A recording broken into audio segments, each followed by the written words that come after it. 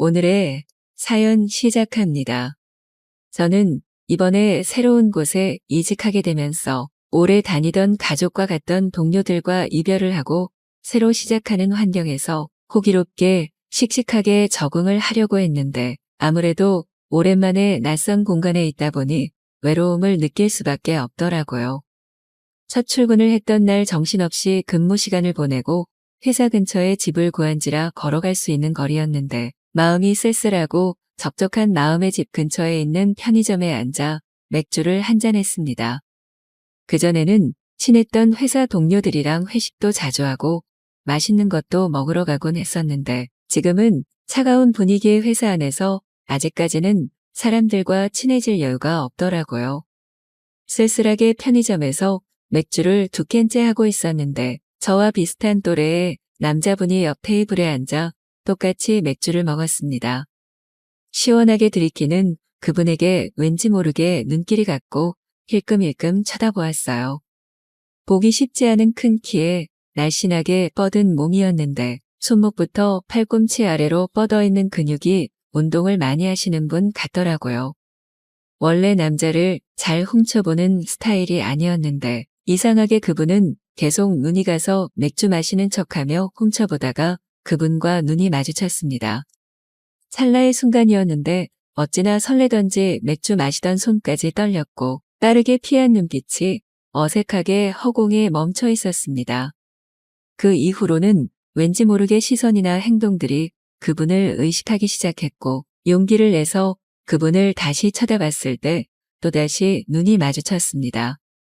미묘한 공기 속에서 나쁘지 않은 설렘을 가지고 남은 맥주를 마시고 아쉬운 마음을 가진 채 집으로 돌아섰습니다.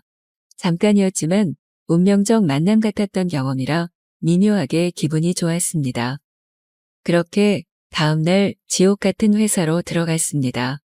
재미없이 무료한 업무를 위해 몇 시간씩 책상에 앉아 있다가 회사 선배의 요청으로 다른 부서로 가야만 했어요.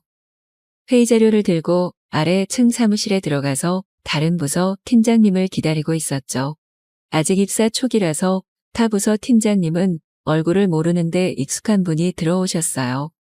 긴가민가 하고 있는데 한 기억이 머리를 스쳐 지나갔습니다. 바로 어제 편의점 그분이었어요. 서로 알아본 듯하지만 같은 회사 관계였기 때문에 굳이 아는 척은 하지 않았습니다. 어제 저녁에 미묘했던 분위기와 오고 갔던 눈빛, 그 당시의 설렘이 다시 찾아왔고 저도 모르게 그분을 마주하고 얼굴이 상기되기 시작했습니다. 잠깐 사이에 그분의 몸을 보았는데 매일 아침 운동을 하시는 건지 하얀 셔츠 안쪽으로 보이는 상체의 잔근육들이 제 가슴을 뛰게 했습니다. 또한 승모근 따라 아래쪽으로 떨어지는 등 근육을 셔츠가 이기지 못해 팽팽하게 늘어난 것을 보며 얼굴이 더 달아오르기 시작했어요. 그분의 얼굴을 똑바로 쳐다보지 못했지만 제가 부끄러워한다는 것을 팀장님도 눈치채신 것 같더라고요. 그때 더 설레지 말았어야 했는데 하루 지나 멀쩡한 얼굴로 마주하니 더 창피하더라고요. 그렇게 흥분 상태로 퇴근을 하게 되었고 팀장님을 생각하며 집으로 걸어가고 있었습니다. 재미없던 회사 생활에 그래도 조금 활력이 생기고 재미를 붙일 수도 있겠다 싶었어요.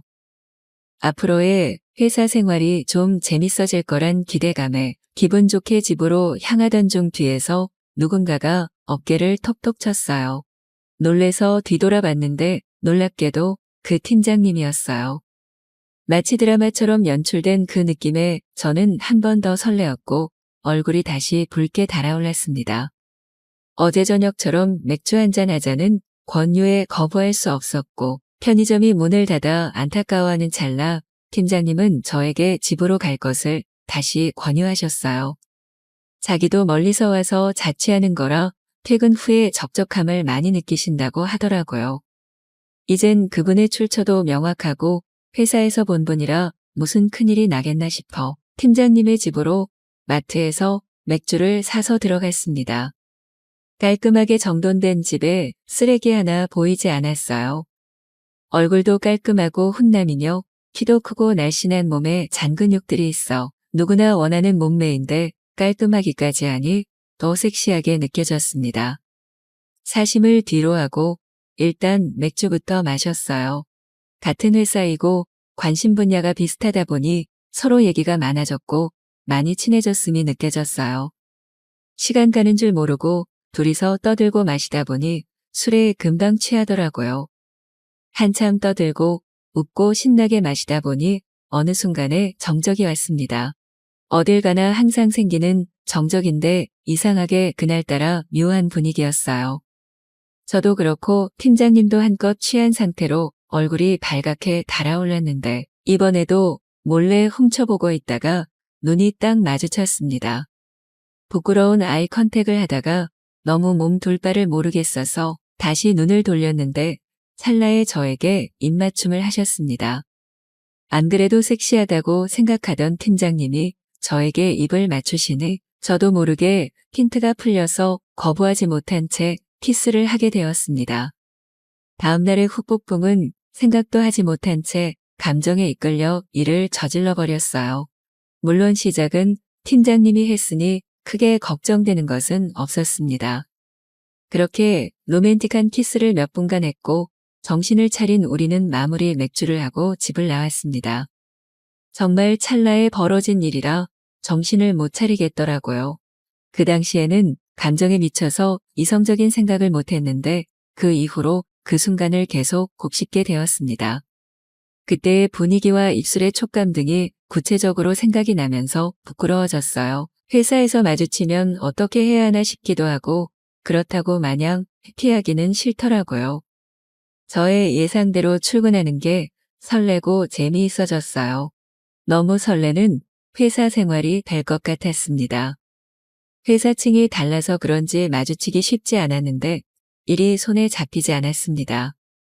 그날의 분위기와 입술, 그리고 제 어깨를 잡았던 팀장님의 큰 손과 악력이 아직까지도 느껴져서 정신을 놓고 있으면 그분과의 어떤 미래를 자꾸 상상하게 돼요. 그날 번호를 받지 못한 게 아쉽지만 또 일부러 팀장님을 보러 타 부서에 가기에는 공과 사를 구분해야 할 것 같았어요. 조만간 집 앞에서 또 만나게 되면 좋겠다라는 생각을 하며 며칠간 팀장님만 생각했습니다. 직접적인 노출을 하지 않아도 회사에서 보던 셔츠나 집에서 입고 있던 흰색 트레이닝 바지와 검은색 티셔츠에 핏에서 보이는 팀장님의 몸 근육이 자꾸 생각이 나더라고요. 핏이 정말 좋아 다 가려놓아도 야한 느낌이었어요. 사람을 향한 설렘이 이런 거라는 걸 처음 느꼈습니다. 팀장님도 저와 같은 마음이길 바라면서 매일 집 앞 편의점에서 서성이는 중이에요. 회사 사람이라는 게 마음에 걸리지만 공과 사를 구분한다면 이번 새로운 직장과 새로운 지역에서 좋은 추억을 쌓을 수 있지 않을까요? 팀장님이 빨리 퇴근하셔서 기다리고 있는 저를 발견하셨으면 좋겠네요. 오랜만에 봄에 느끼는 설렘입니다. 역시나 그랬던 걸까요? 저는 어디를 가던 이용만 받는 존재인 걸까요? 남편의 서재에서 서류를 발견했는데 마음이 심란해졌습니다. 큰 맘먹고 재혼을 선택했지만 어디서나 저는 수단에 불과하다는 생각이 들었어요. 설상가상으로 병원에 가서 청천벽력 같은 소식까지 들었습니다. 행복하려 재혼했는데 전혀 그러지 못하고 있어요. 이야기 시작하기 전 좋아요와 구독 알림 설정 눌러주시고 댓글 남겨주시면 여러분에게 따뜻한 행운이 찾아갑니다. 저는 58세 윤혜경입니다. 저는 그날을 지금도 생생하게 기억합니다. 남편이 세상을 떠난 지 8년 처음으로 혼자 떠나는 여행이었어요. 정동진행 밤기차에 몸을 맡긴 채 창밖을 바라보는데 마음 한구석이 텅 비어 있는 느낌이었죠. 밤새 뒤척이며 잠을 제대로 이루지 못한 탓일까요? 아침 일찍 도착한 정동진역에서 내렸을 때부터 머리가 무겁고 어지러웠습니다. 그래도 해도 지는 봐야겠다는 마음으로 바닷가로 향했어요. 파도 소리가 귓가에 울리고 차가운 새벽 공기가 뺨을 스쳤습니다. 저는 바다가 내려다 보이는 벤치에 앉아 숨을 고르려 했어요. 하늘이 서서히 밝아오고 있었죠. 그런데 갑자기 눈앞이 흐려지기 시작했습니다. 아, 이상하다. 머리가 핑핑 돌고 있어요. 저는 벤치 등받이에 기댔지만 어지럼증은 더 심해졌습니다. 식은땀이 등줄기를 타고 흘러내리고 가슴이 두근거렸어요. 이러다 쓰러지는 건 아닐까 싶었죠. 바로 그때였습니다. 따뜻한 손이 저의 팔을 받쳐주는 것이 느껴졌어요. 괜찮으세요? 낮은 목소리가 들렸습니다. 저는 흐릿한 시야로 고개를 들어 그 사람을 바라봤어요. 50대 후반에서 60대 초반 정도로 보이는 남자였습니다. 단정한 인상에 차분한 눈빛을 가진 분이었죠. 그런데 이상했어요. 그 얼굴을 보는 순간 갑자기 눈물이 왈칵 쏟아졌습니다. 왜 그랬을까요?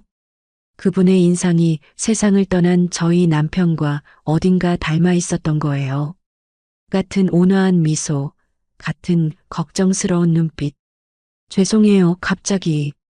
저는 중얼거렸지만 목소리가 제대로 나오지 않았습니다. 의식이 아득해지고 있었어요. 일단 여기 앉아 계세요. 그분은 자신이 입고 있던 회색 가디건을 벗어 저의 어깨에 걸쳐 주었습니다. 따뜻한 체온이 느껴졌어요. 8년 만에 느끼는 타인의 온기였죠. 병원에 가셔야 할 것 같은데요. 어디 아프신 곳이 있으신가요? 저는 고개를 저었습니다. 그냥 피곤해서 그런 것 같다고 말씀드렸어요. 사실 혼자 여행 온 것도 처음이고 밤기차로 잠도 못 자서 그런 것 같다고요.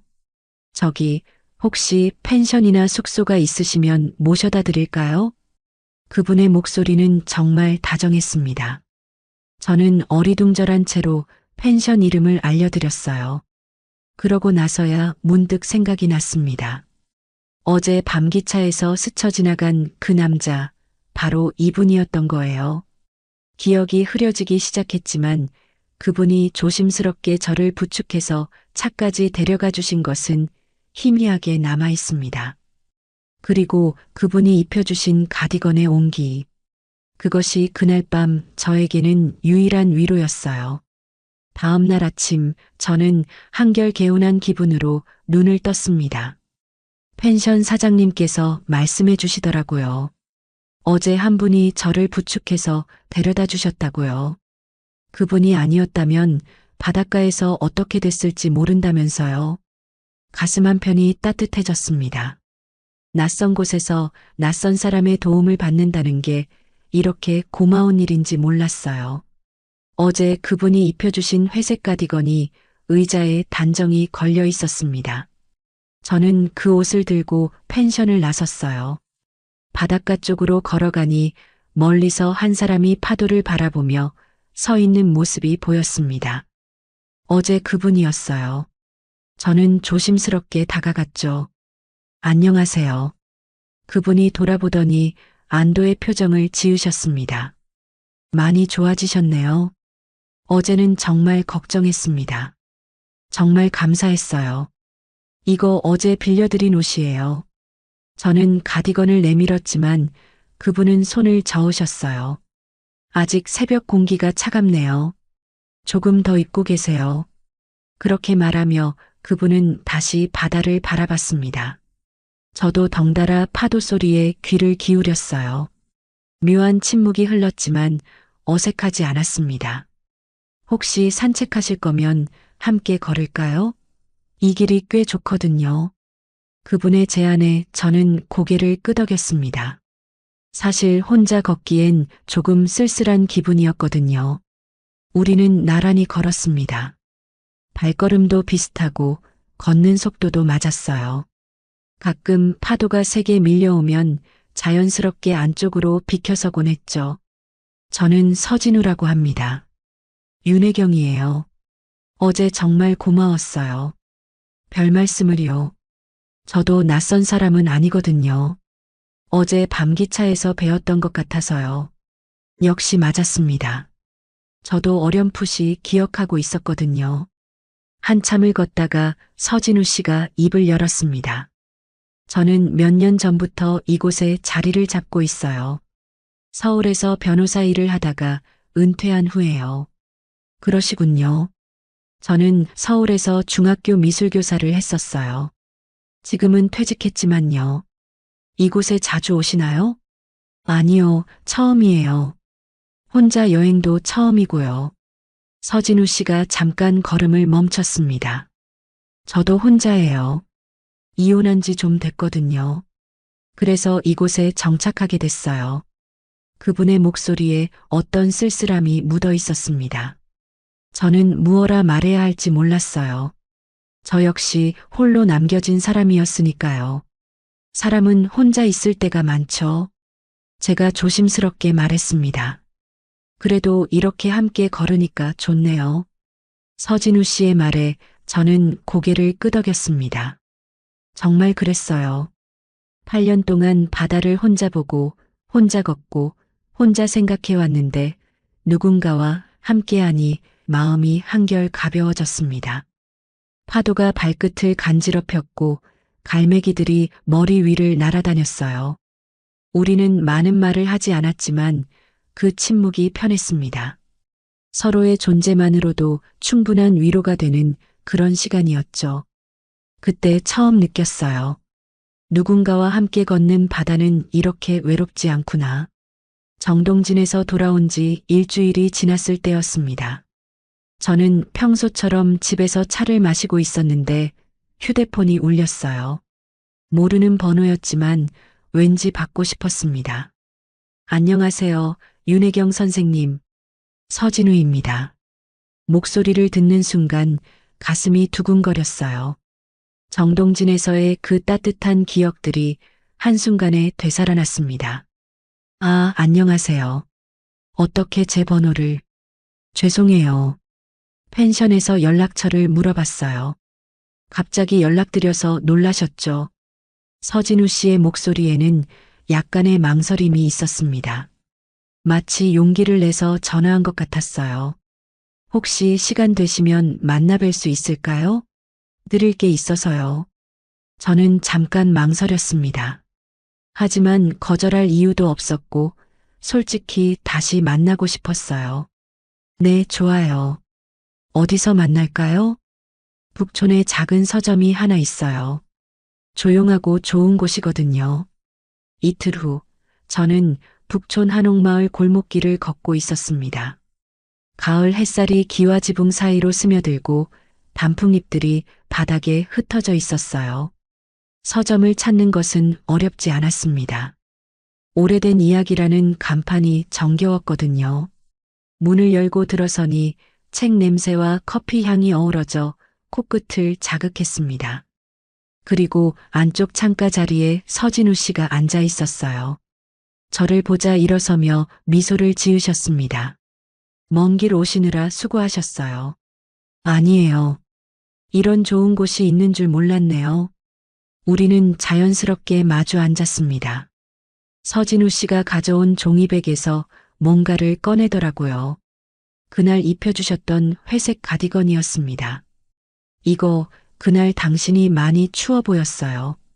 서진우 씨가 조심스럽게 말했습니다.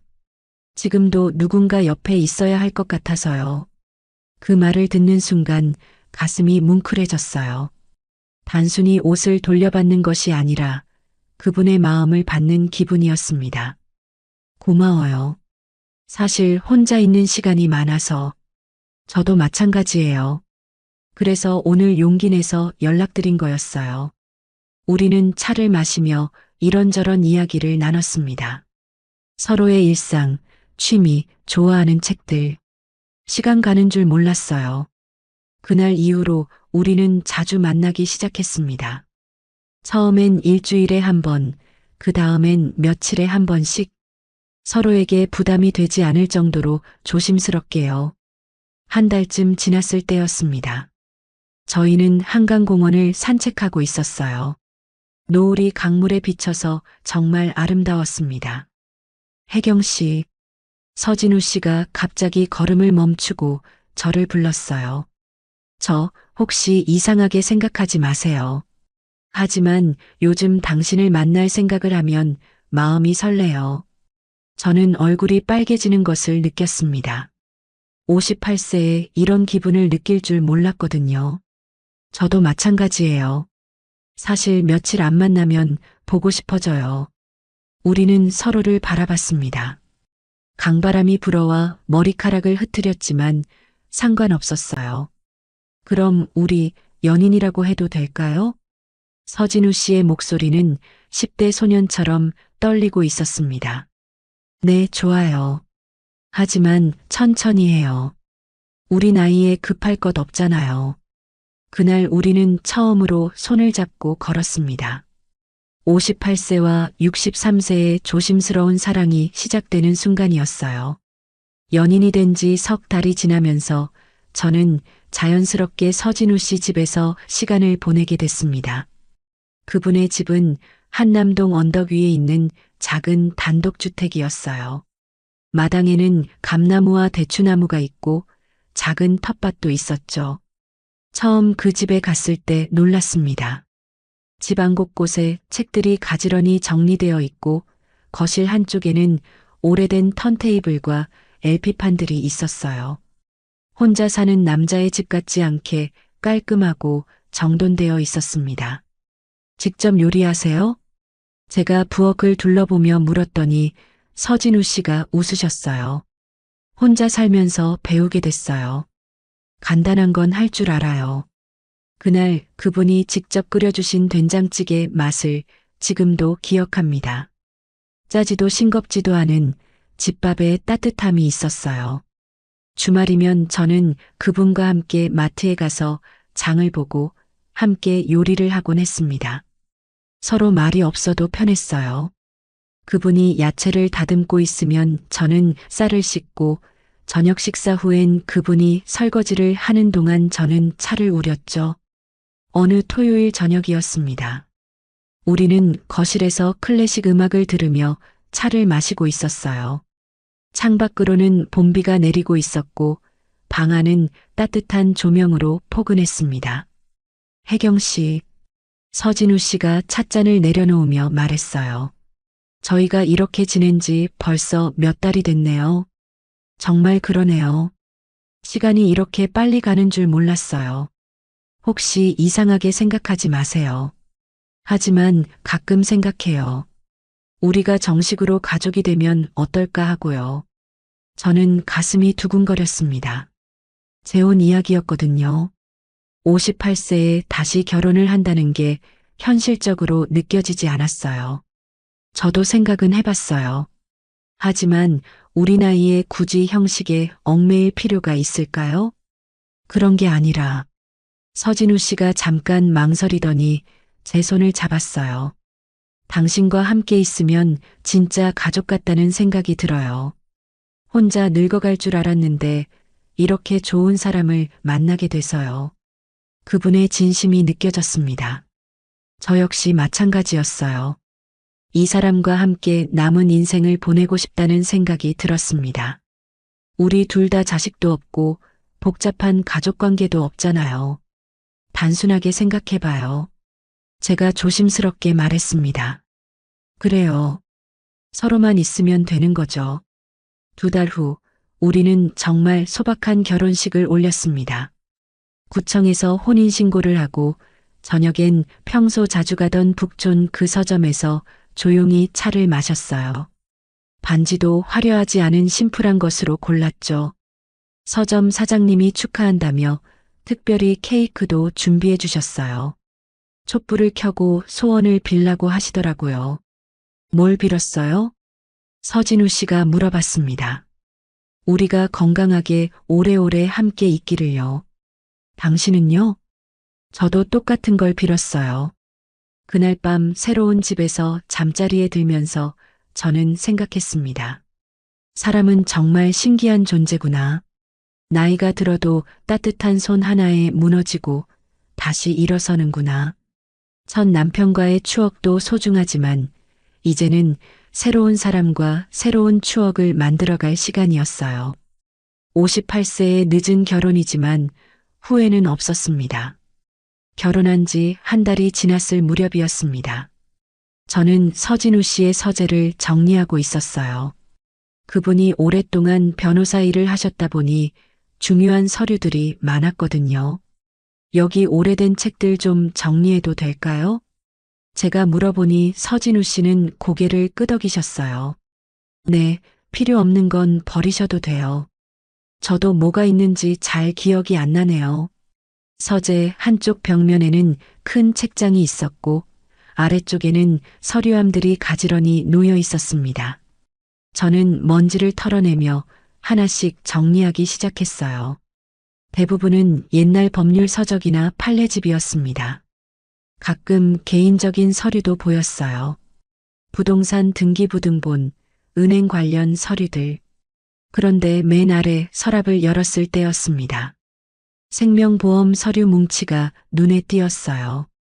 호기심에 한 장 펼쳐봤는데 그 순간 심장이 쿵 내려앉았습니다. 보험 수익자 윤혜경. 제 이름이 또렷하게 적혀 있었어요. 날짜를 보니 우리가 결혼하고 일주일 후에 변경된 것이었습니다. 손이 떨렸어요. 다른 서류들도 뒤져봤습니다. 적금 통장, 주식 관련 서류, 심지어 부동산 서류에도 상속일란에 제 이름이 추가되어 있었어요. 모두 결혼 직후에 정리된 것들이었습니다. 머리가 복잡해졌습니다. 이게 무슨 의미일까요? 결혼하면 당연히 배우자가 상속인이 되는 건 맞지만 이렇게 빨리, 이렇게 철저하게 정리해둔 것을 보니 기분이 이상했어요. 혹시 처음부터 계산된 결혼이었을까?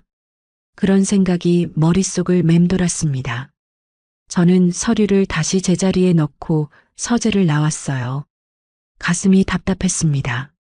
그날 저녁 서진우 씨가 말을 걸어도 제대로 대답을 못했어요. 오늘 무슨 일 있었어요? 표정이 안 좋아 보이는데. 아니에요. 그냥 피곤해서요. 저는 얼버무렸습니다. 어떻게 물어봐야 할지 모르겠더라고요. 당신 보험 수익자가 왜 제 이름이에요? 라고 직접적으로 묻기엔 너무 예민한 문제 같았어요. 며칠이 지나도 그 생각에서 벗어날 수 없었습니다. 서진우 씨가 다정하게 말을 걸어도 마음 한구석이 의심스러웠어요. 이 사람이 진심으로 저를 사랑하는 걸까? 아니면 다른 목적이 있는 걸까? 혜경 씨, 요즘 말수가 줄어드신 것 같아요. 제가 뭔가 잘못한 게 있나요? 어느 날 저녁 서진우 씨가 조심스럽게 물어봤습니다. 아니에요. 그냥 좀 피곤해서요. 혹시 결혼 생활이 부담스러우세요? 너무 급하게 진행된 건 아닌지. 그분의 걱정스러운 표정을 보니 마음이 더 복잡해졌어요. 진짜 저를 걱정하는 것 같기도 하고 아닌 것 같기도 하고 일주일 정도 더 지났을까요? 저는 점점 말을 아끼게 됐습니다. 예전처럼 자연스럽게 대화하기가 어려워졌어요. 서진우 씨가 뭔가 말할 때마다 이것도 계산인가 하는 생각이 들었거든요. 함께 장을 보러 가도 같이 저녁을 먹어도 마음이 편하지 않았습니다. 그분이 제게 잘해줄 때마다 오히려 의심이 커졌어요. 내가 너무 예민하게 생각하는 건가? 혼자 있을 때 자꾸 이런 생각이 들었습니다. 하지만 그 서류들을 본 충격이 너무 컸어요. 결혼 직후 바로 모든 재산의 상속인을 저로 바꾼다는 게 정상적인 일일까요? 서진우 씨도 제가 달라진 걸 눈치채고 있었습니다. 가끔 저를 유심히 바라보는 시선이 느껴졌어요.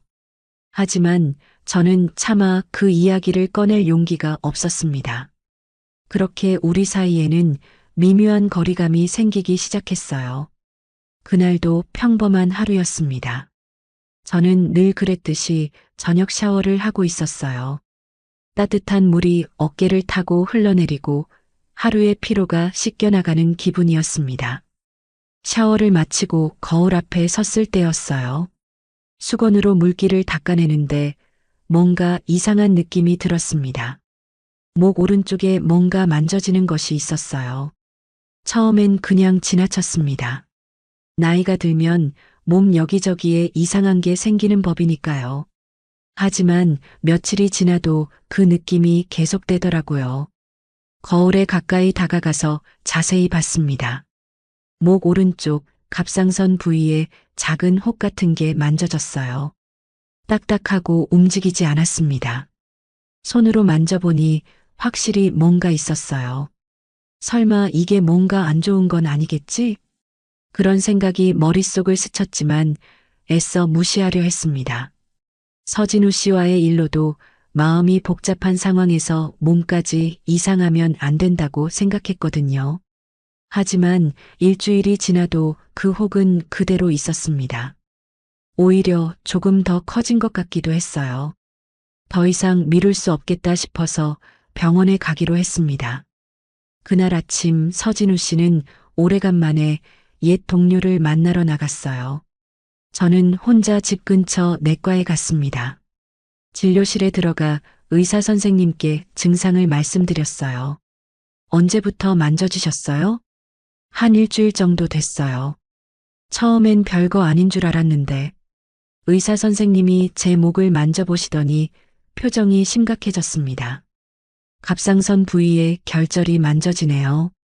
정밀 검사를 받아보시는 게 좋겠어요. 그 말을 듣는 순간 가슴이 철렁 내려앉았어요. 정밀 검사라는 말이 왠지 불길하게 들렸습니다. 혹시 안 좋은 건가요? 지금 단계에서는 확실히 말씀드리기 어려워요. 초음파와 조직 검사를 해봐야 알 수 있습니다. 대학병원 진료 예약을 잡고 집으로 돌아왔습니다. 서진우 씨는 아직 돌아오지 않았고 저는 혼자 소파에 앉아 멍하니 있었어요. 사흘 후 대학병원에서 검사를 받았습니다. 초음파를 찍고 조직 검사도 했어요. 바늘로 목을 찌르는 게 아프긴 했지만 참을 만했습니다. 의사 선생님은 일주일 후에 결과가 나온다고 하셨어요. 그 일주일이 정말 길게 느껴졌습니다. 서진우 씨는 제가 검사받는다는 걸 몰랐어요. 괜히 걱정시키고 싶지 않았거든요. 게다가 요즘 우리 사이가 예전 같지 않아서 더욱 말하기 어려웠어요. 결과를 들으러 가는 날 하늘에서 비가 내리기 시작했습니다. 봄비치곤 차가웠어요. 저는 우산도 없이 병원에 갔습니다. 검사 결과가 나왔어요. 의사 선생님이 컴퓨터 화면을 보며 말씀하셨습니다. 갑상선 유두암 초기로 진단됩니다. 다행히 크기가 작고 다른 곳으로 전이되지 않은 상태예요. 그 순간 머리가 하얘졌습니다. 암이라는 단어가 귓가에서 맴돌았어요. 초기라서 수술하면 완치 가능합니다. 너무 걱정하지 마세요. 의사 선생님의 말씀이 들렸지만 실감이 나지 않았어요. 암, 수술, 완치.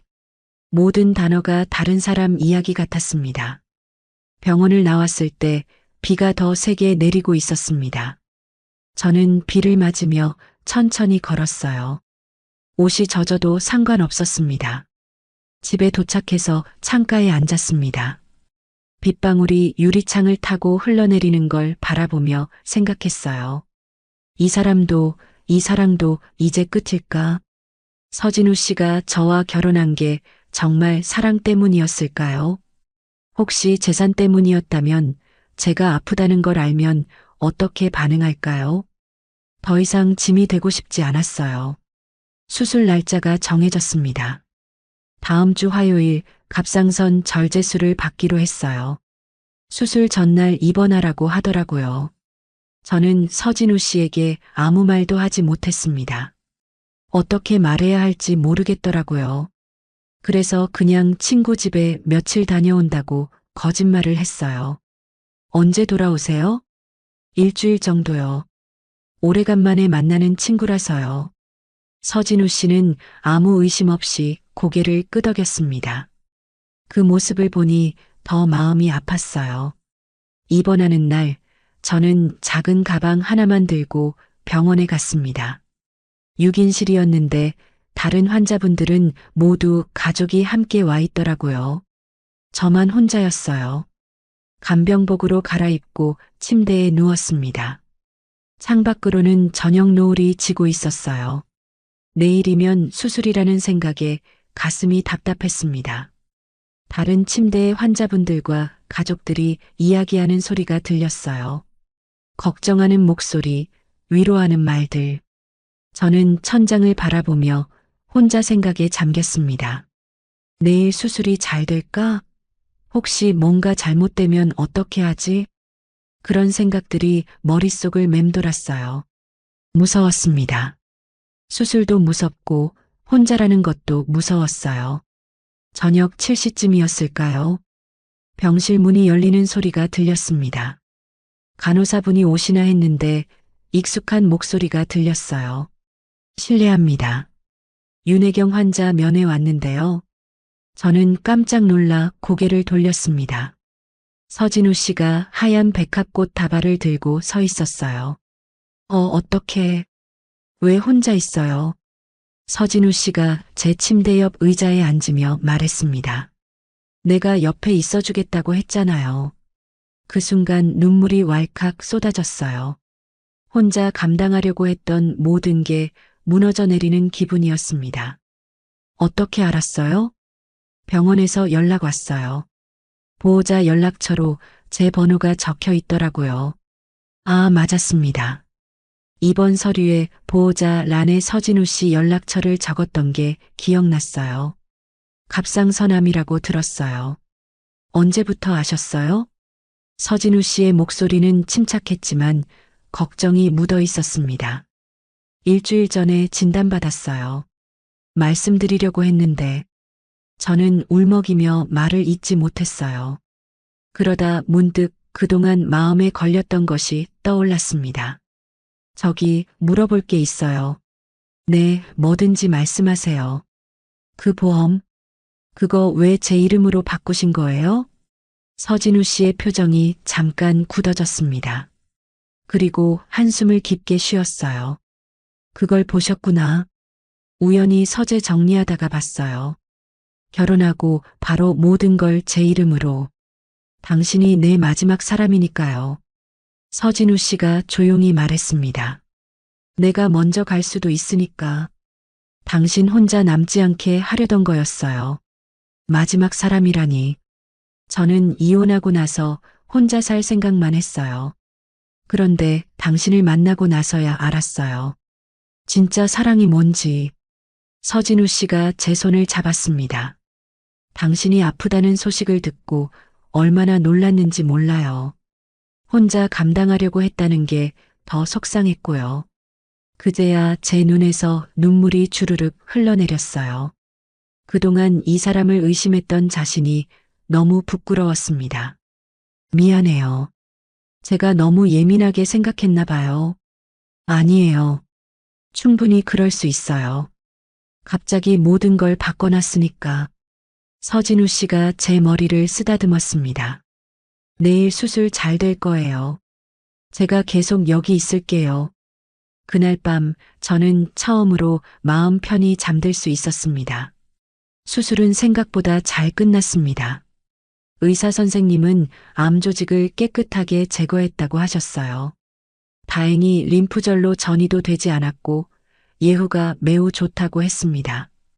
회복 기간 동안 서진우 씨는 정말 헌신적으로 저를 돌봐주었어요.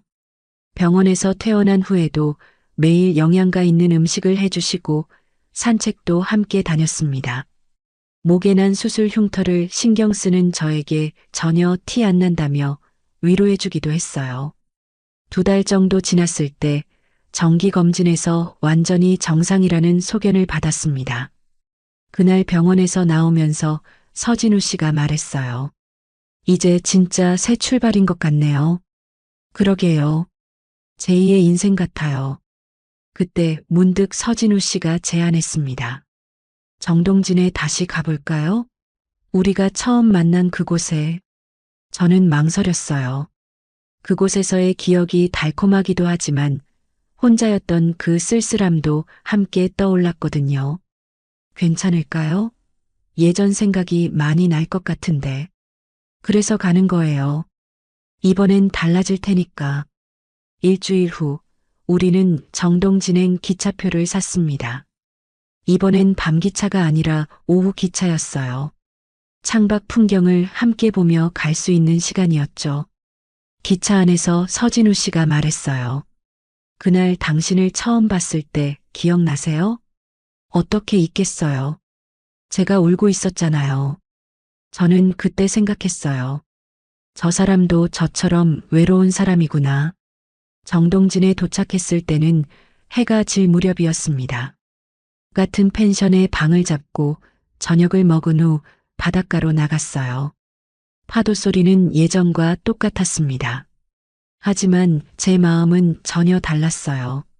옆에 따뜻한 사람이 함께 있었거든요. 여기 앉았었죠? 서진우 씨가 제가 쓰러졌던 그 벤치를 가리켰어요. 네, 여기서 처음 당신을 만났어요. 우리는 그 벤치에 나란히 앉았습니다. 바다는 달빛에 반짝이고 있었어요. 그날 정말 무서웠어요.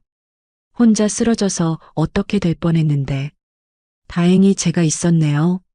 서진우 씨가 웃으며 말했어요.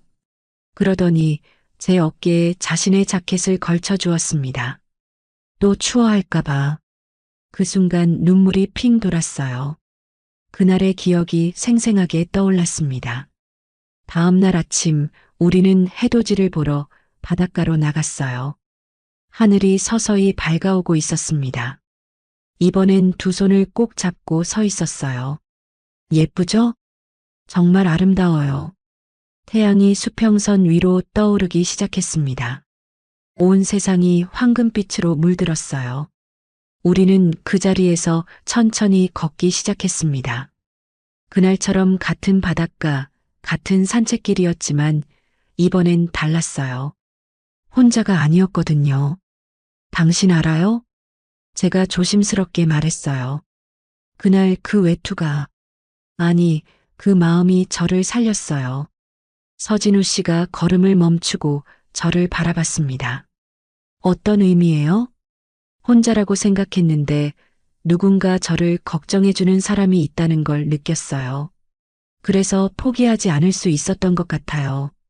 서진우 씨도 잠깐 생각에 잠겼다가 말했어요. 저도 고백할 게 있어요.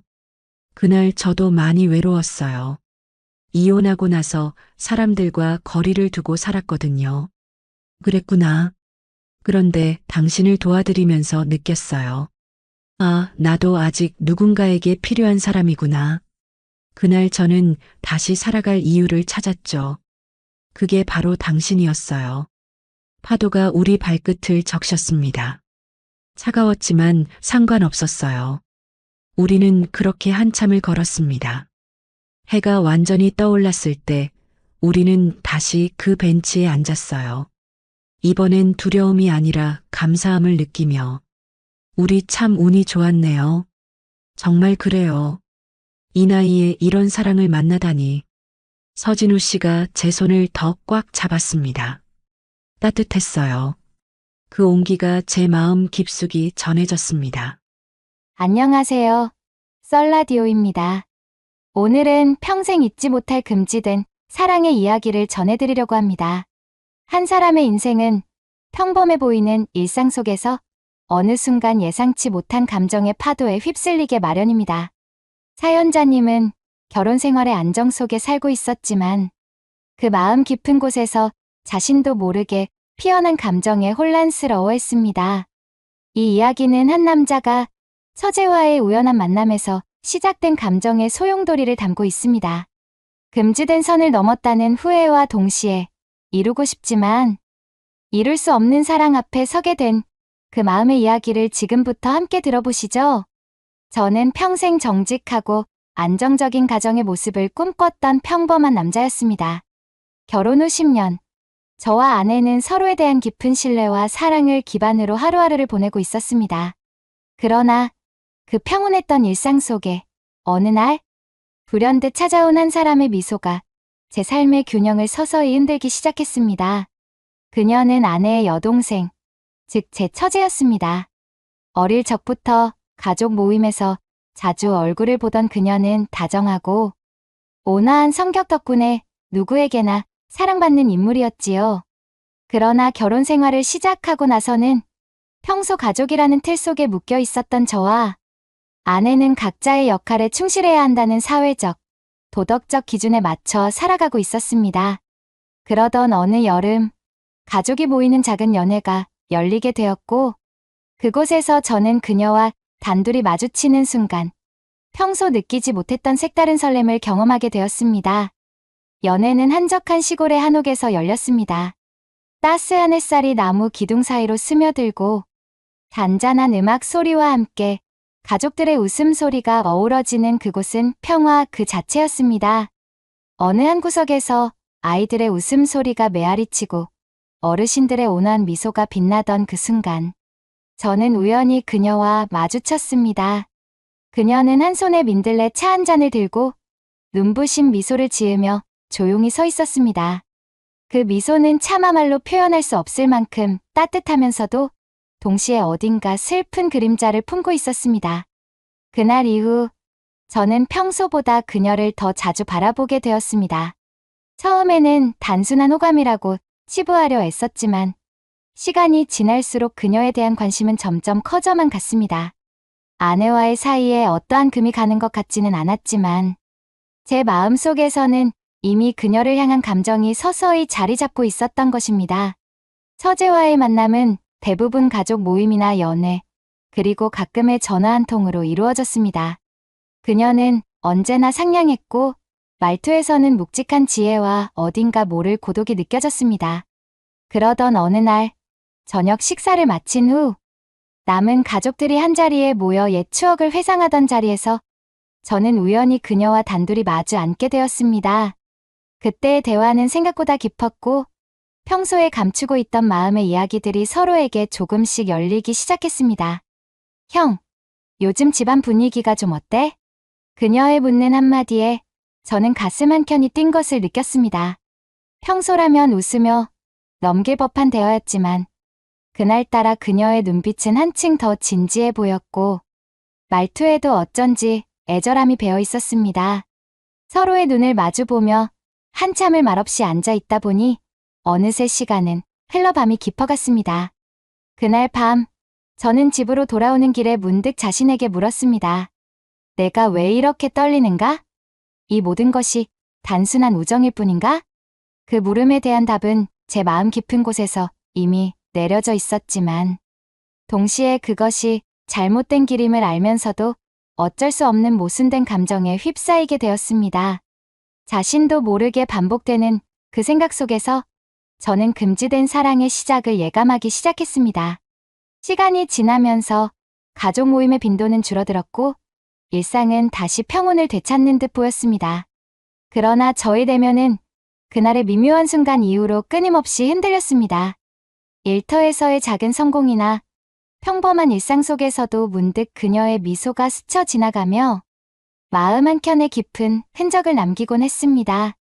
가족끼리의 대화 중 사소한 언급 하나에조차 그녀와 관련된 이야기가 오면 제 심장은 무겁게 내려앉았고 동시에 도망치고 싶은 충동마저 일어났습니다.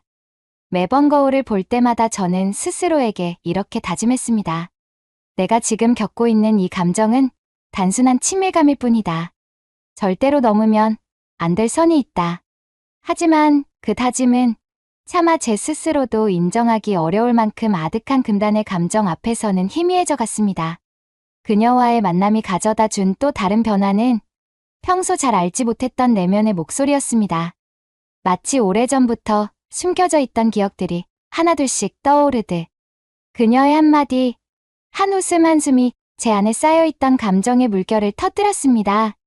때로는 한밤중에 잠에서 깨 그녀의 얼굴이 떠오르는 듯한 생생한 이미지에 마음이 요동쳤고 때로는 아침 해가 떠오를 때면 모든 것이 꿈인 듯한 착각에 빠지기도 했습니다. 가족이라는 울타리 안에서 살아가는 동안 우리는 늘 일정한 규칙과 경계를 지켜야만 했습니다. 저는 아내를 사랑했고 아내 역시 저를 믿고 따랐습니다. 그러나 어느 순간부터 그 믿음의 경계는 저절로 흐려져 갔고 그 흐려진 경계 너머에 놓인 감정의 세계는 너무도 선명하게 다가왔습니다. 그녀와 나눈 소소한 대화, 우연히 마주친 눈빛, 그리고 어쩌면 서로에게만 들리는 속삭임들이 저를 금지된 사랑의 미로 속으로 이끌어갔습니다.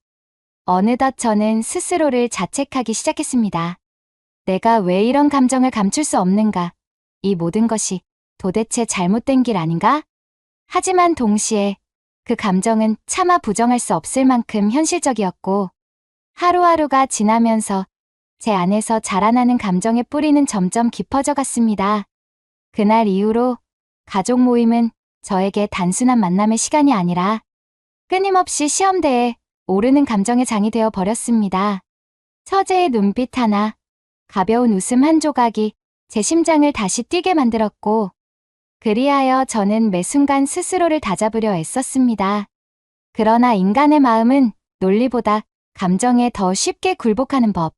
가끔은 아내와 함께하는 따뜻한 가정의 모습 속에서도 저는 자신도 모르게 그녀를 떠올리며 금지된 사랑에 빠진 이중의 심정을 감추지 못했습니다.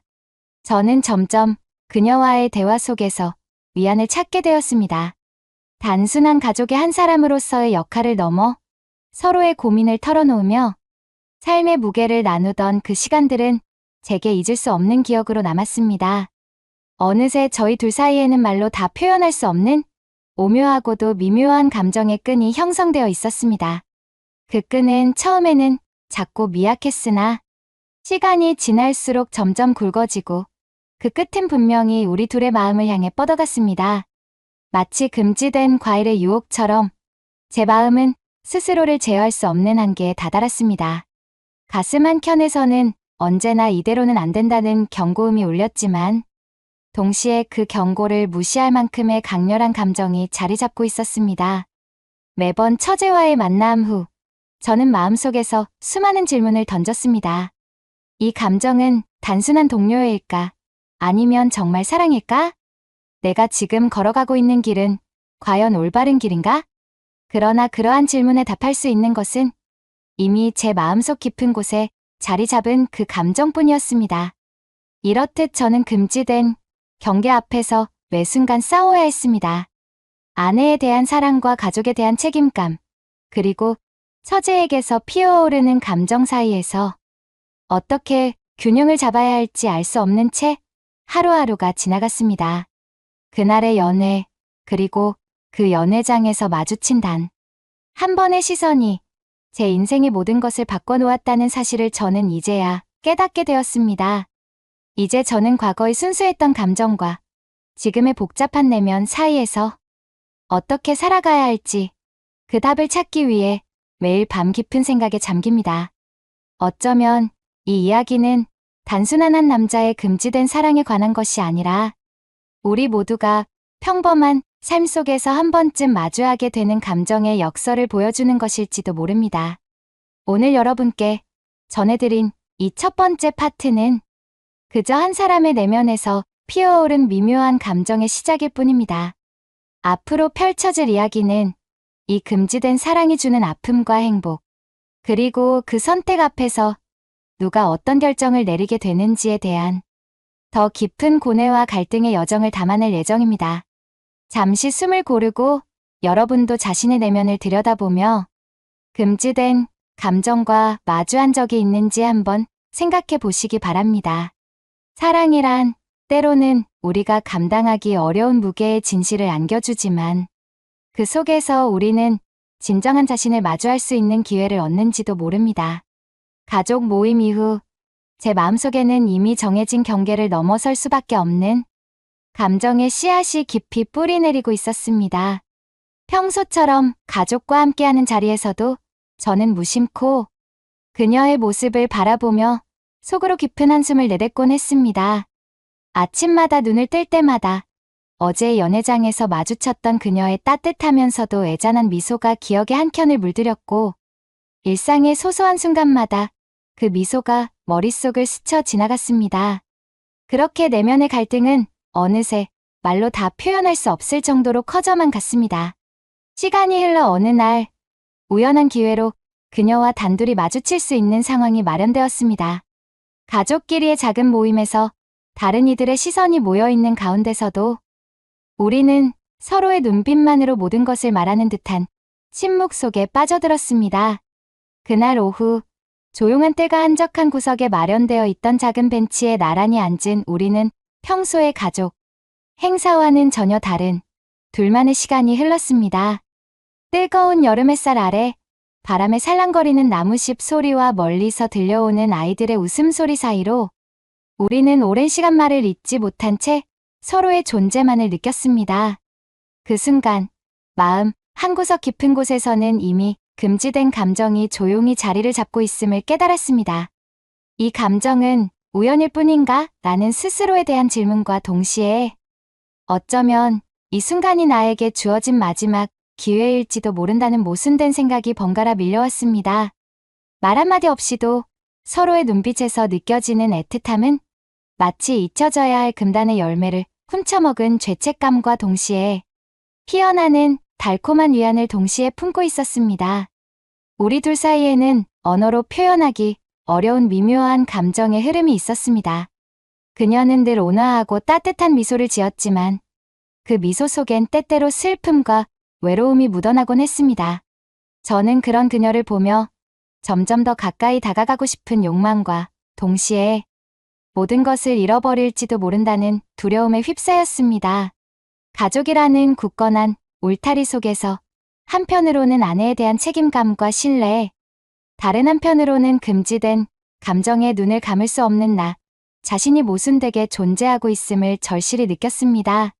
그날 이후 우리는 의도치 않은 만남들이 반복되었습니다. 평소 서로 피하지 않으려 애쓰던 자리에서 서서히 둘만의 대화가 이어졌습니다. 점심 식사 후 남은 차 한 잔을 나누며 가볍게 흘러나오는 이야기 속에 우리는 서로의 비밀스러운 상처와 외로움을 조금씩 털어놓았습니다. 그 속에서 저는 그녀가 단순히 가족이라는 틀에 묶여있지만 동시에 자신만의 꿈과 슬픔을 간직한 한 인간임을 깨달았습니다. 요즘 마음이 어떠세요? 그녀의 묻는 한마디에 저는 평소 감추어왔던 감정을 억누르며 겨우 대답했습니다. 그럭저럭 지내고 있어요.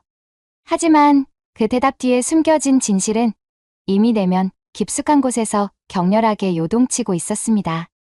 우리가 나눈 짧은 대화 속에는 서로를 향한 애틋한 이해와 동시에 지나칠 수 없는 경계에 대한 암시가 서려 있었습니다.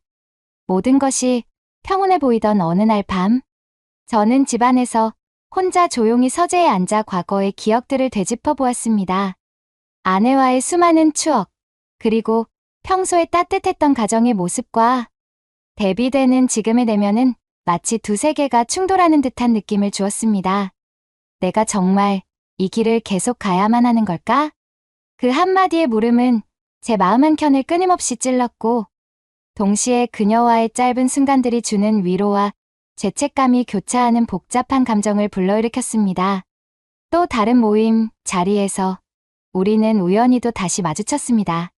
한적한 저녁, 달빛이 은은하게 비치는 뒷마당에서 다른 가족들이 모여 웃음꽃을 피우는 가운데서도 우리 둘은 조용히 걸음을 맞추며 한참을 걷는 시간이 있었습니다.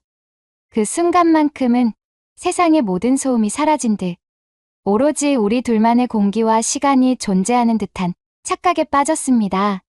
그 짧은 산책이 끝나고 헤어짐의 시간이 다가올 때 서로의 눈빛 속에 어렴풋이 스며든 아쉬움과 미련은 이미 우리가 선택한 길이 얼마나 험난할지를 암시하고 있었습니다. 비밀스러운 만남이 반복될수록 저는 스스로에게 점점 더 많은 질문을 던졌습니다. 이 감정이 정말 사랑일까? 아니면 단순한 외로움에 의한 착각일까? 내가 지금 겪고 있는 이 모든 순간들이 결국 어떤 결과를 낳게 될까? 그러한 물음 속에서 저는 두려움과 동시에 어쩔 수 없는 기대감을 느꼈고 하루하루가 지나갈수록 그 감정은 마치 억눌린 채로 점점 더 강렬하게 타오르는 불꽃처럼 제 안에서 자라나고 있었습니다. 가끔은 잠 못 이루는 밤, 창밖을 바라보며 그녀의 얼굴이 어렴풋이 떠오르는 순간 저는 그 감정의 무게에 눌려 한참을 눈물을 삼켰습니다. 가족이라는 사회적 틀, 그리고 한 가정을 이루고 있다는 책임감 사이에서 저는 끊임없이 갈등하며 자신에게 주어진 도덕적 한계와 금지된 감정 사이에서 길을 잃어갔습니다. 어쩌면 이 모든 것이 운명이었던 것인지 아니면 내가 선택한 길이 스스로의 자멸로 향하는 길인지 분간할 수 없는 채 저는 그저 매 순간을 견디며 살아갈 수밖에 없었습니다. 우리 사이의 비밀은 시간이 지날수록 점점 더 무겁고 복잡해졌습니다. 서로의 존재를 부정할 수 없었던 우리는 가족 모임이나 일상 속에서 서로를 마주칠 때마다 숨죽이며 눈빛을 교환했고 그 짧은 순간들이 우리의 영혼 속에 깊은 흔적으로 남아버렸습니다. 아내와의 평온했던 일상은 점점 그늘지기 시작했고 가족 간의 소소한 대화 속에도 어딘가 모르게 어색함이 스며들었습니다. 모든 것이 겉으로는 평온해 보였지만 제 안에서는 이미 금지된 감정이 서서히 폭풍을 예고하고 있었습니다. 시간은 멈추지 않고 흘러갔습니다. 서로의 존재를 피할 수 없던 우리는 어느새 단순한 친밀감 이상의 감정을 숨기기 어려운 상황에 이르렀습니다. 매번 만남이 거듭될수록 우리는 서로의 존재가 얼마나 소중한지를 동시에 깨닫게 되었지만 그 소중함은 결코 가볍게 넘길 수 없는 무거운 짐임을 알게 되었습니다. 이러한 감정의 고통 속에서 저는 한때 꿈꾸던 평온한 가정의 모습과 지금 제 안에서 타오르는 금지된 열망 사이에서 서서히 갈라지는 길을 마주하게 되었습니다. 그날 밤 저는 혼자 남아 창밖을 바라보며 깊은 한숨을 내쉬었습니다. 밤하늘의 별빛마저도 저를 위로해주지 못하는 듯 마음속 어둠은 점점 더 짙어져 갔습니다. 내일이면 또 다른 만남이 있을 것이라는 불안과 설렘, 그리고 그로 인해 다가올 후폭풍에 대한 두려움이 한꺼번에 밀려왔습니다. 이제 저는 스스로에게 묻습니다. 과연 내가 선택한 이 길이 나와 내 가족에게 어떤 상처를 남길 것인가? 그 물음은 단순한 호기심이 아니라 이미 돌이킬 수 없는 결정을 예고하는 불길한 전조와도 같았습니다. 비밀스런 감정의 소용돌이 속에서 저는 하루하루를 살아가는 것이 마치 저지르고 말아야 할 죄를 감추기 위해 애쓰는 것처럼 느껴졌습니다. 가족이라는 이름 아래 숨겨진 진실이 언젠가 드러날까 두려워하며 동시에 그 감정의 불길을 끌어안고 살아가야 하는 아이러니에 몸서리쳤습니다. 그런 가운데 그녀 역시 어쩔 수 없는 숙명처럼 제게 다가와 한순간의 따뜻한 위안과 함께 평생 잊지 못할 상처를 남겼습니다. 우리가 나눈 짧은 눈맞춤과 잦은 침묵 속의 대화들은 더 이상 단순한 가족 사이의 정을 넘어선 금지된 감정의 결정체가 되어버렸고 그것은 제 삶 전체를 서서히 잠식해 갔습니다. 이제 저는 이 금지된 감정 앞에서 스스로의 존재와 도덕적 기준 사이에서 끊임없이 흔들리고 있습니다. 마치 어둠 속에서 길을 잃은 채 한 줄기 빛을 찾으려 발버둥치는 것처럼 제 내면의 갈등은 점점 더 깊어져만 가고 어느 순간에는 돌이킬 수 없는 선택의 기로에 서게 될 것만 같은 두려움에 사로잡힙니다. 그렇지만 동시에 그 감정은 저에게 잃어버렸던 인간미와 온기를 다시 한번 일깨워주는 듯한 모순된 위안을 주기도 합니다. 오늘 밤 저는 다시 한번 거울 앞에 서서 스스로에게 약속했습니다. 나는 이 감정을 단순한 착각으로 치부할 수 없다. 하지만 동시에 이 길이 얼마나 위험한지를 잊어서는 안 된다.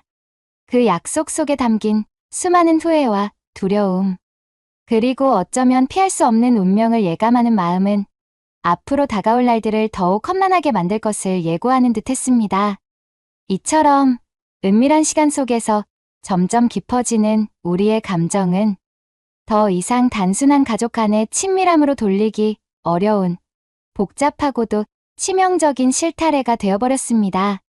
그 금지된 감정의 파편들이 모여 만들어낸 이 내면의 소용돌이는 앞으로 제 삶의 모든 것을 송두리째 흔들어 놓을지도 모른다는 불길한 예감과 함께 저를 더 이상 예전의 평온한 모습으로 돌아가게 하지 않을 것임을 단번에 깨닫게 했습니다. 이제 저는 선택의 기로에 서 있습니다. 한편으로는 지금의 감정을 억누르며 가족이라는 책임감에 매달리고자 하고 다른 한편으로는 그 금지된 사랑이 주는 달콤하면서도 치명적인 위안을 포기할 수 없다는 갈망에 사로잡혀 있습니다. 이 두 갈래 길 사이에서 제 마음은 이미 부서지고 있었고 앞으로 어떤 선택이 기다리고 있을지 예측할 수 없는 불안감이 짙게 드리워져 있었습니다. 오늘 이 순간, 저는 다시 한번 내면 깊숙이 자리 잡은 그 감정과 마주하며 스스로에게 묻습니다. 내일이 오면 이 모든 것이 끝나버릴 것인가? 아니면 더 깊은 어둠 속으로 빨려 들어갈 것인가? 그 물음에 대한 답은 아직도 찾지 못했지만 한 가지 확실한 것은 우리 사이에 흐르는 이 금지된 감정이 앞으로 나와 내 가족의 삶에 지울 수 없는 흔적을 남길 것이라는 사실입니다. 시간은 무심히 흐르고 그 사이의 모든 비밀과 감정의 무게는 점점 더 짙어져 갔습니다. 집안의 일상은 매번 미묘하게 어긋나기 시작했고 평소의 웃음소리 대신 어딘가 씁쓸한 정적이 감돌기 시작했습니다.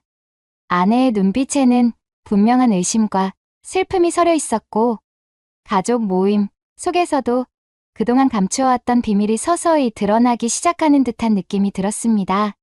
나 역시 매일 아침 거울 앞에서 자신을 바라보며 금지된 감정이 남긴 상처와 갈등에 대해 한없이 자책하는 나날을 보내고 있었습니다.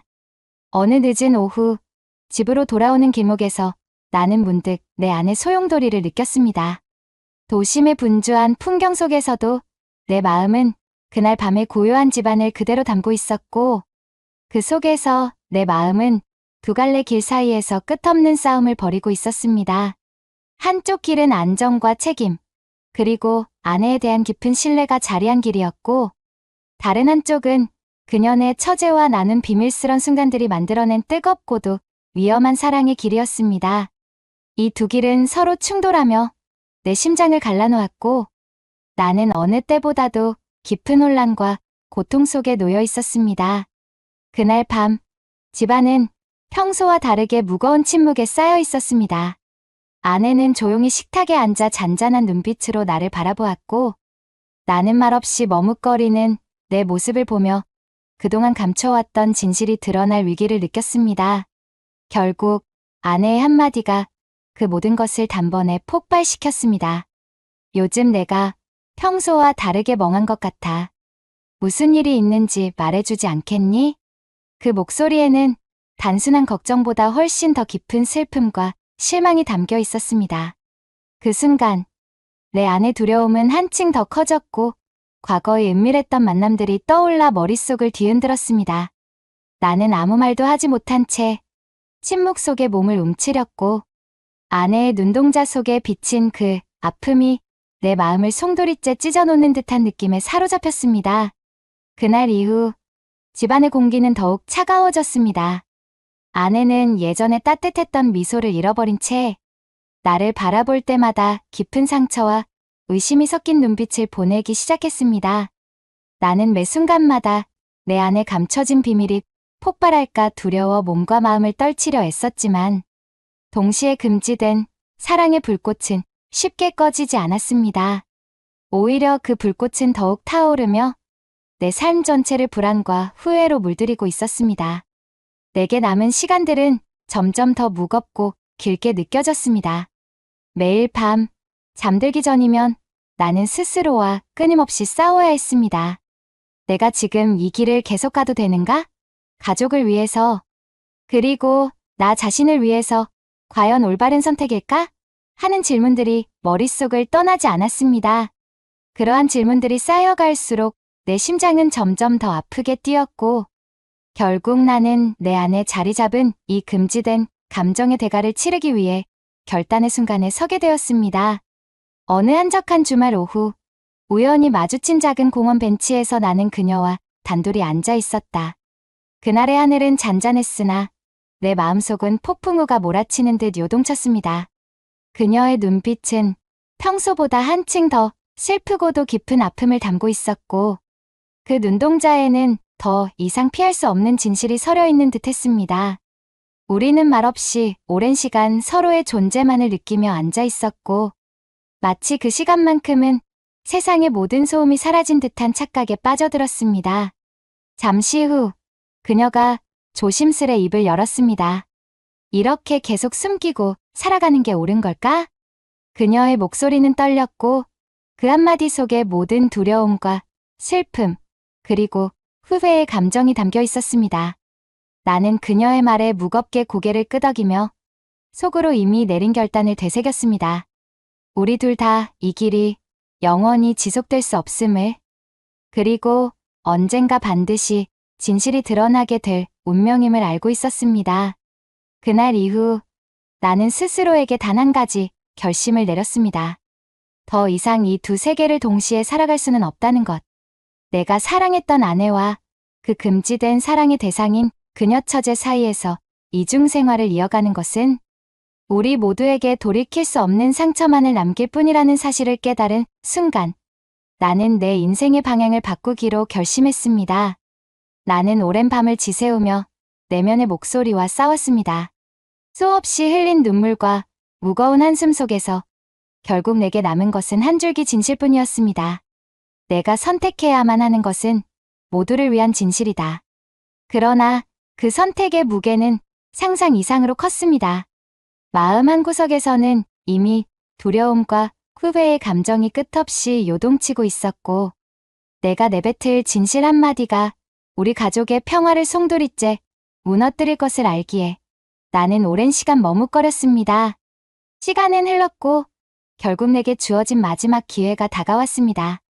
어느 어둑한 밤, 집안은 이미 고요한 정적에 휩싸여 있었고 나는 거실 한켠에 앉아 오래도록 생각에 잠겨 있었습니다. 가족 사진들이 걸린 벽 앞에서 나는 내 과거와 현재, 그리고 앞으로 마주해야 할 미래를 한 번씩 되새겼습니다. 사진 속의 행복한 얼굴들은 이제 더 이상 나를 위로해주지 못했고, 오히려 내가 잃어버릴 것들에 대한 경고처럼 느껴졌습니다. 그때 내 마음속 깊은 곳에서 한 줄기 결단의 빛이 스치듯 떠올랐습니다. 이대로 살아간다면 내가 사랑했던 두 사람 모두에게 돌이킬 수 없는 상처를 남기게 될 것이라는 예감에 사로잡혔던 것이다. 그리하여 나는 스스로에게 말했다. 더 이상 숨길 수 없다. 진실을 마주하고 이 모든 감정을 정리해야만 해. 그 결심은 내게 있어 가장 두려웠던 순간이자 동시에 가장 용기 있는 선택이기도 했습니다. 다음 날 아침, 나는 평소와 다름없이 조용히 일어나 준비를 마친 후 아내와 마주 앉을 결심을 했습니다. 아내의 눈빛은 이미 어제의 대화 이후 한층 차가워진 것이 분명했으며 그녀의 마음 속 깊은 곳에 뭔가가 변화하기 시작했다는 느낌을 지울 수 없었습니다. 식탁에 앉은 채로 나는 조용히 입을 열었습니다. 나는 오랜 시간 동안 한 가지를 감추며 살아왔어. 그 비밀이 우리 모두에게 얼마나 큰 상처를 남길지 알면서도 나는 그것을 감추려고만 했어. 말문이 막힌 아내의 눈에서는 곧 슬픔과 실망, 그리고 두려움이 엿보였고, 그 순간 나는 내 안의 죄책감과 갈등이 한꺼번에 폭발하는 듯한 느낌을 받았습니다. 아내는 조용히 눈물을 삼키며 물었습니다. 내가 무슨 말을 하려는지 이미 조금은 느껴졌어. 하지만 왜 그토록 힘들었는지, 그 진실이 무엇인지 꼭 말해줘. 내 목소리는 떨렸지만 나는 그동안 억눌러왔던 모든 감정을 한순간에 쏟아내기 시작했습니다. 내가 사랑했던 감정, 그리고 그 감정이 가져다 준 고통과 두려움. 나 자신과 우리 가족 모두를 위해 더 이상 이 길을 계속 갈 수 없다는 절박한 마음을 담아 나는 모든 것을 고백했습니다. 말 한마디 한마디마다 거실의 공기는 점점 무거워져 갔고 아내의 얼굴에는 믿기 힘든 고통과 배신의 감정이 스며들었습니다. 나는 이미 돌이킬 수 없는 선택을 내렸다는 사실을 알고 있기에 그 고통의 무게마저 감내해야만 했습니다. 아내의 눈물과 침묵 속에서 나는 스스로의 잘못과 금지된 사랑이 우리 모두에게 남길 대가를 뼈저리게 느꼈습니다. 한편 그날 밤 내게 전화를 걸어온 그녀의 목소리도 잊을 수 없습니다. 멀리서 들려오는 그 떨리는 목소리에는 우리 둘만의 비밀이 드러나 버린 슬픔과 후회의 감정이 가득 담겨 있었습니다. 우리 이 길이 정말 옳은 걸까? 난 너무 아파. 그 말 한마디에 나는 이미 결심한 내 마음이 더욱 굳어지는 것을 느꼈고 동시에 우리 모두에게 다가올 파멸의 그림자가 더욱 선명하게 다가오는 것을 깨달았습니다. 그렇게 나는 결단의 순간을 맞이하게 되었습니다. 더 이상 이중의 삶, 두 개의 사랑을 동시에 지탱할 수 없음을 깨달은 나는 내게 남은 용기를 모아 한 걸음씩 앞으로 나아가기로 마음먹었습니다.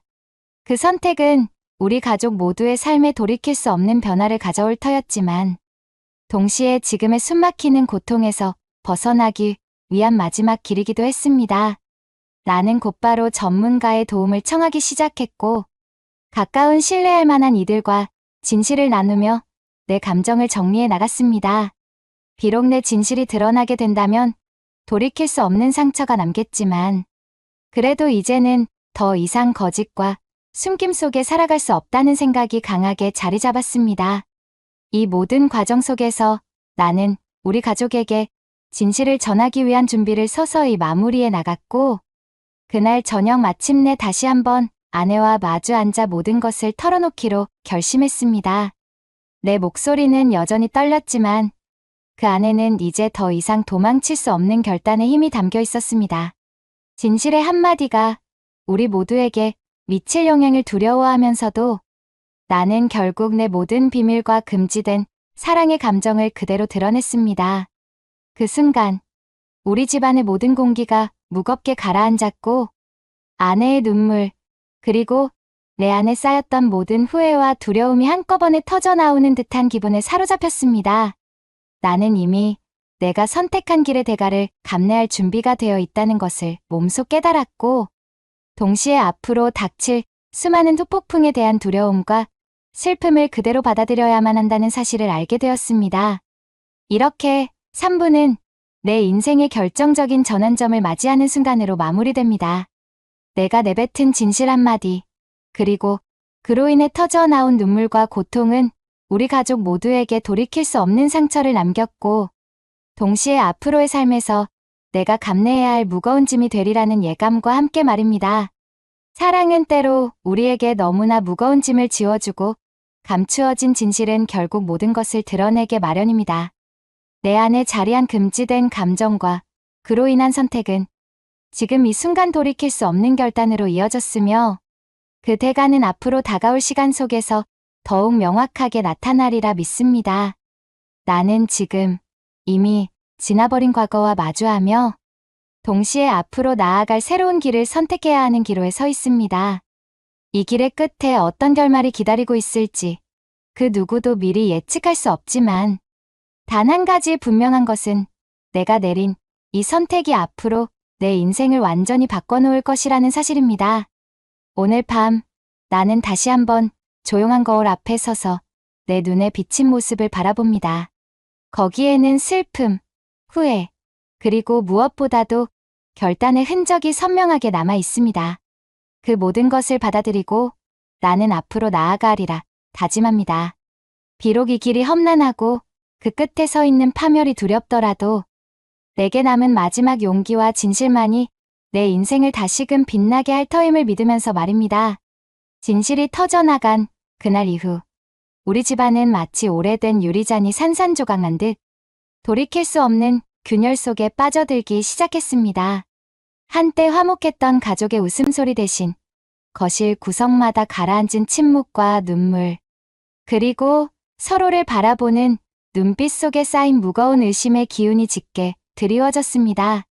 나는 그날 아침 부엌 식탁에 앉아 커피 한 잔을 홀로 마시며 내 안에 깊게 박힌 죄책감과 동시에 다가올 미래에 대한 두려움을 만만치 않게 느꼈습니다. 아내는 그날 이후부터 말수가 줄어들고 매일 같은 시간에 눈물을 삼키며 아침 식사를 하곤 했습니다. 그녀의 눈동자에는 더 이상 나를 믿었던 따뜻한 빛이 없었고 그 대신 깊은 상실감과 배신의 흔적이 스며들어 있었습니다. 나 또한 평소의 웃음을 잃어버리고 거울 속에 비친 자신의 모습을 볼 때마다 지나간 선택에 대한 후회와 함께 내면 깊은 곳에서 울리는 절규를 듣는 듯 했습니다. 시간은 멈추지 않고 흘렀지만 우리 가족에게 남은 시간들은 그 어떤 순간보다도 찬바람처럼 차갑게 다가왔습니다. 가까운 친척들과의 모임에서도 어색한 시선들이 오갔고 말 한마디 건네기도 전에 모두가 그날의 진실을 짐처럼 느끼고 있는 듯한 기분이 감돌았습니다. 아내의 부모님은 물론 우리 아이마저도 이 모든 일이 이해되지 않는 채 어른들의 어색한 표정을 마주하며 조용히 자라나갔습니다. 나는 그날 밤 혼자 남아 방 한구석에서 반복되는 기억의 파편들을 되새기며 한동안 눈물을 삼켰습니다. 한때 내 삶의 전부라고 믿었던 가정과 그 가정을 지키기 위해 소중히 여겼던 모든 것들이 한순간에 무너져 내렸다는 사실이 믿기 어려웠습니다.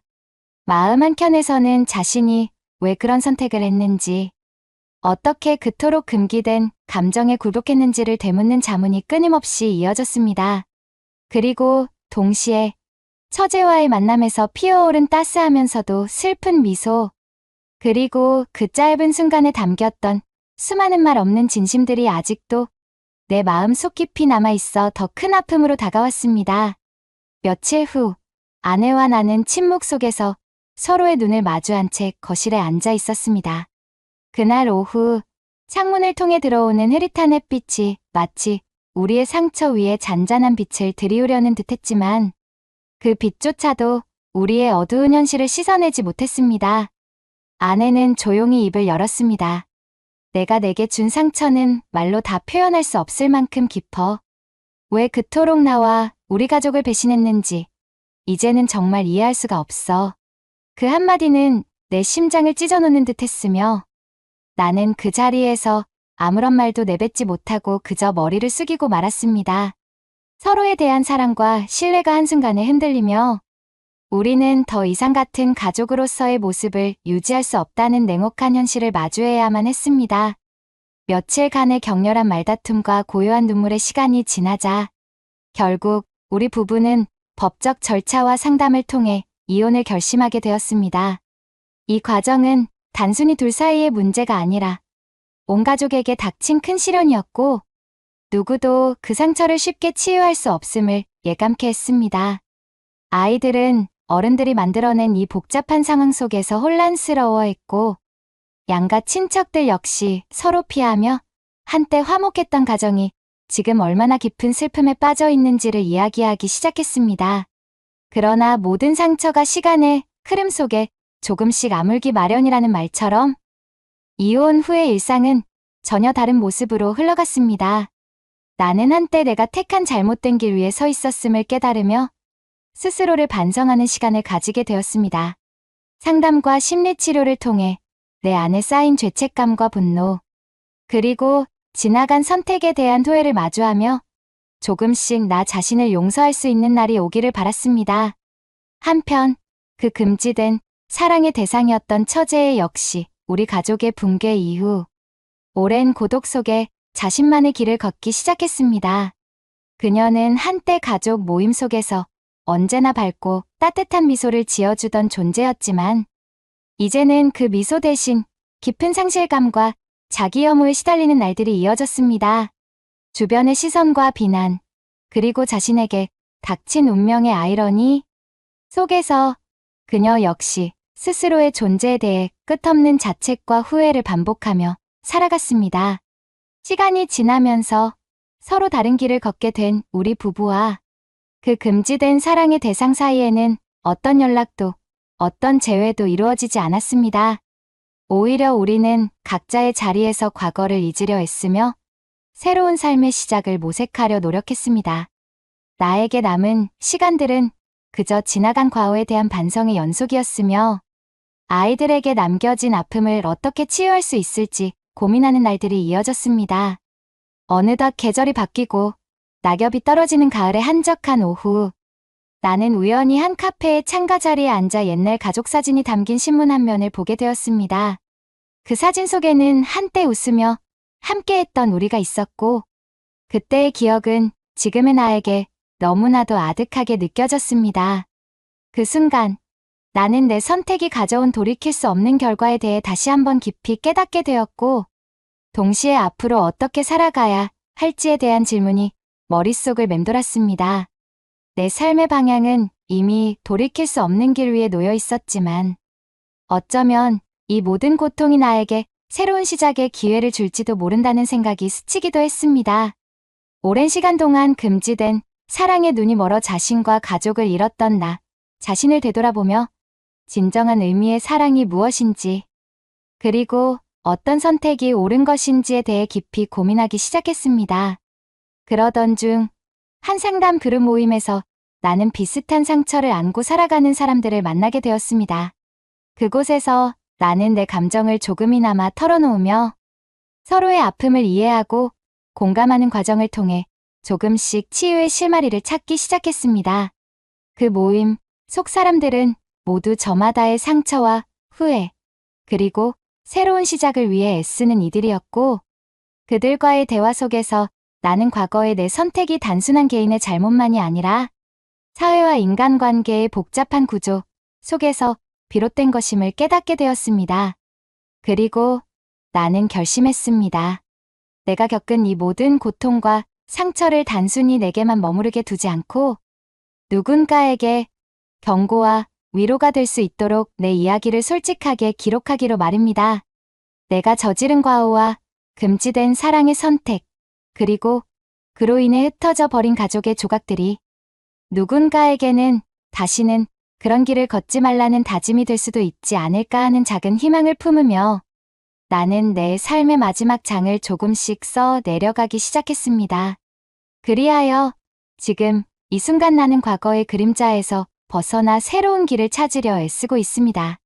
비록 상처는 여전히 남아있고 때로는 그 아픔의 눈물이 앞을 가리지만 나는 앞으로의 삶에서 다시 한번 진실된 사랑과 화해의 의미를 찾고자 합니다. 내가 걸어온 길은 결코 험난하지 않았던 것이 아니며 그 끝에는 너무나도 쓸쓸한 후회와 함께 서러움만이 남아있었지만 동시에 그 모든 경험이 내게 한 가지 중요한 깨달음을 안겨주었습니다. 바로 사랑이라는 감정은 아무리 아름답다 하더라도 그것이 타인과의 관계 속에서 서로에게 주는 상처와 책임을 동반할 때 그 무게가 얼마나 엄청난지를 말입니다. 오늘 나는 다시 한번 스스로에게 약속합니다. 과거의 어두운 그림자에 머무르지 않고 남은 날들을 진실한 반성과 겸허한 마음으로 채워나가겠다고. 그리고 언젠가 내 이야기가 누군가에게 큰 경각심과 동시에 위로가 되어 다시는 그와 같은 금지된 선택에 빠지지 않도록 하는 계기가 되길 진심으로 바라고 있습니다. 마지막으로 시간이 흐른 뒤 나는 비로소 깨달았습니다. 모든 것이 끝나고 난 후에도 내 안에 남은 후회와 슬픔이 새로운 시작의 씨앗이 될 수 있다는 사실을. 그 씨앗은 분명 오래된 상처를 치유하기에는 역부족일지 모르지만 언젠가 다시 피어날 새로운 사랑의 가능성을 예고하는 작은 빛이 될 수 있으리라 믿습니다. 이제 나는 지난날의 선택에 대해 더 이상 도망치지 않고 모든 것을 정면으로 마주할 준비를 마쳤습니다. 비록 그 길이 험난하고 돌아갈 수 없는 길이라 할지라도 앞으로의 날들이 나에게 주는 또 다른 의미를 찾기 위해 한 걸음씩 다시 걸어갈 것입니다. 우리 가족은 이미 여러 갈래로 흩어져 버렸지만 그 속에서 나는 여전히 사랑의 본질과 진실한 용서의 의미를 찾으리라 다짐합니다. 그리고 언젠가 내 모든 상처가 조금씩 아물어 다시 한번 누군가와 진솔한 마음으로 마주할 수 있는 날이 오리라 희망하며 오늘도 조용히 새벽을 맞이합니다. 여러분, 오늘 저희 썰라디오와 함께한 이야기가 여러분의 마음의 깊은 울림으로 다가갔기를 바랍니다. 금지된 선택과 그로 인한 아픔, 그리고 후회 속에서도 새로운 시작을 꿈꾸는 우리의 모습은 어쩌면 우리 모두가 한 번쯤 마주할 수밖에 없는 인생의 한 페이지일지도 모릅니다.